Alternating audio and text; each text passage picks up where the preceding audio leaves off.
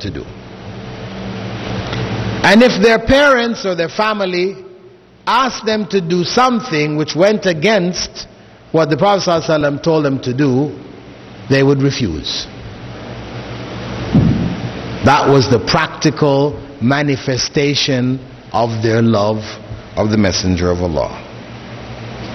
And the Prophet ﷺ, he told them on one occasion, saying, Allah blesses any man who hears a saying of mine, memorizes it and understands it, then conveys it just as he heard it. For perhaps the one who is informed has more understanding than the one who heard it. So he stressed to them the importance of conveying whatever they learned from him. And he used to say, بَلِّغُوا عَنِّي وَلَوْ آيَةً. Convey whatever you have learned from me, even if it is only a single verse of the Quran. So there was great stress placed on conveying the information. But at the same time, he warned them, saying, مَنْ كَذَّبَ عَلَيَّ مُتَعَمِّدًا فَلْيَتَبَوَّعْ مِقْعَدَهُ مِنَ النَّارِ. Whoever lies about me deliberately will find his seat in the hellfire. And this hadith was narrated by the vast majority of his companions. Many companions narrated this. So there was a severe warning. And this is why when you actually look at the numbers of companions who were involved in conveying his sunnah, from the more than 20,000 that were with him on Hajj, the 40-odd, 50,000 of them that had made contact with him, those who conveyed hadiths from him were in the neighborhood of 500 plus. 500 plus. Of that 500, 300 of them only narrated one hadith from him.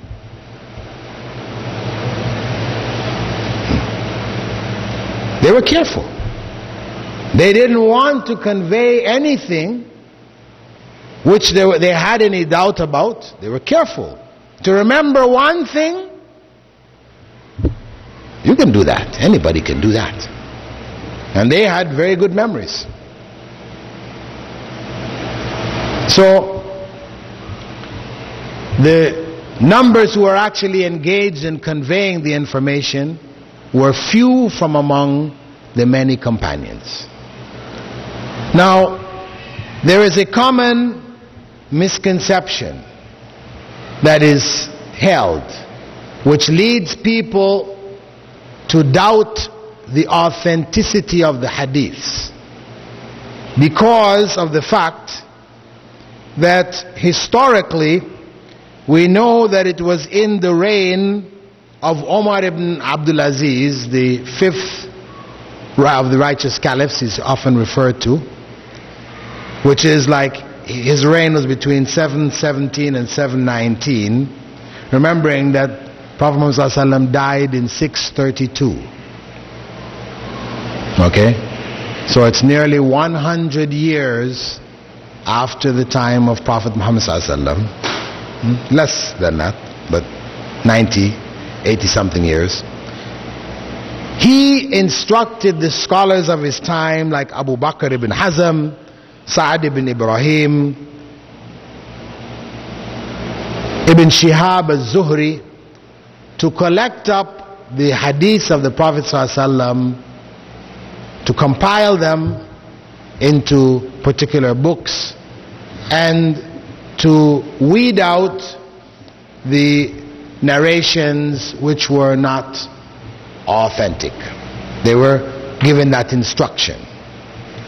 So people say that it was almost 100 years after the time of the Prophet Muhammad ﷺ that the hadiths were written down. Actually, this is not correct. In fact, hadiths were written down in the time of the Prophet Muhammad ﷺ. The majority of the companions who conveyed hadiths did so not only verbally but in writing. And their students, the majority of them recorded the hadiths in writing also. So the writing was going on at the same time as the oral narration. So the sunnah was being transmitted in both the verbal form as well as the written form. When we do future levels of this course, when we go into usul al-hadith in detail, this information inshallah will be conveyed in depth. The research that is involved in there to understand that in fact the sunnah for the most part was recorded from the time of the Prophet Muhammad ﷺ and in all of the subsequent generations. So it wasn't that it was being conveyed verbally, orally for nearly 100 years and then all of a sudden they wrote it down, because this is where people who want to raise doubts about the sunnah usually come from. But this is an inaccurate understanding, because the historical record proves otherwise. Anyway, the point is that the hadiths were analyzed and divided into two basic categories. One category which was referred to as sahih, authentic, and another category which was referred to as da'if or inauthentic. These were the main two categories of hadith. And there were conditions which were set, which had to be met for hadith to be classified as sahih, and when they were not met, they became